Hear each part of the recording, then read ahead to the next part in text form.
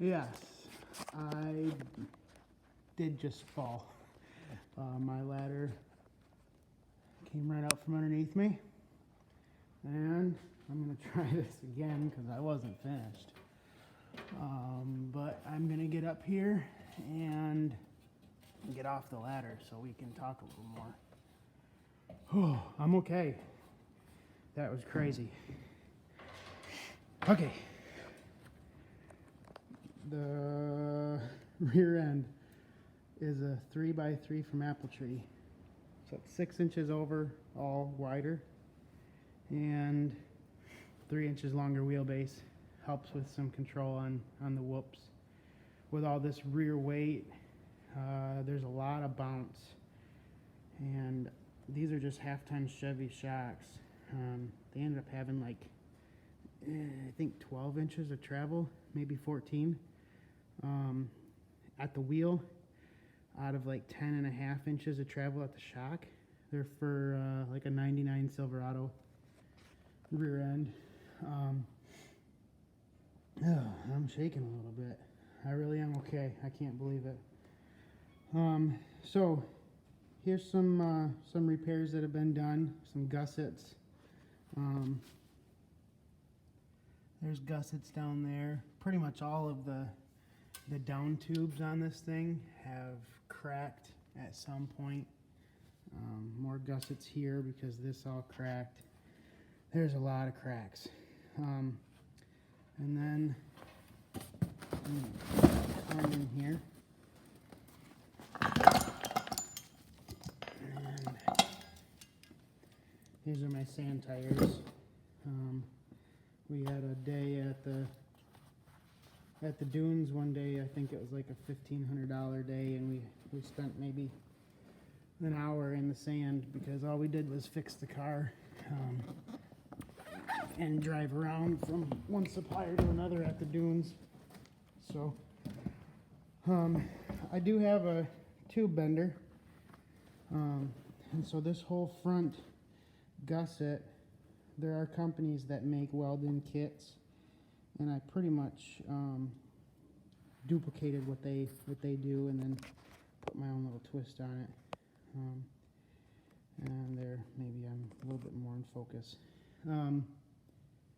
And so that really stiffened up. There was a lot of flex this way in my front end. You could see it going down the road. I bet that front end was wiggling more than an inch from the windshield forward. And this cross brace did a wonder to stiffen it up. There's my Awuga horn and my speedometer. With the combo spindles, it used to be driven off that left front wheel, and it's not anymore. So I still have to figure something out for a speedometer, but I haven't had it on the road too much. We kind of just go by flow of traffic and listen to the singing of the engine. I don't have a tack or anything to even know what my RPMs are, hence why it's knocking. Let's see. This nice little light bar really brightens up the night when I'm driving, but otherwise I do just have low beam headlights down here. I've got turn signals, front and rear, mirrors, things that make it legal here in Michigan. Plans long term, I don't know. We've talked about cutting the whole car up and starting over. There's really no room in this rear seat between these tubes. You got chances of banging your head. On the top over here, you got chances of banging your head. It's just rough. I would like to upgrade to a coil-over rear end because, like I said, there's almost more violent up travel on the suspension than there is down travel. So I have to be able to figure out some valving to control that, and I think a better spring setup would help as well, a progressive spring on a coil-over. That might be it. I think if you have questions, let me know. I'll probably pull it down with the high-low and start over. But yeah, I've got another 2.2 liter engine. I've got a couple of those, and they don't. So the 2.2s don't have. They're not an interference engine. So if the timing belt were to blow on a 2.5, you drop your valves, drop a head, something or other, crack a piston. Where the 2.2s, you lose a little power. But I don't really think this thing needs any real more power. It needs more control. And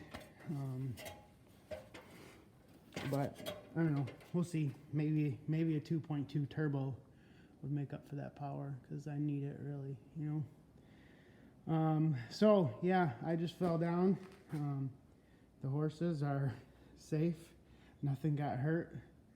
You can see where the ladder came down from that crate, and what a ride. I don't want to do that again, I promise. So y'all have a good day.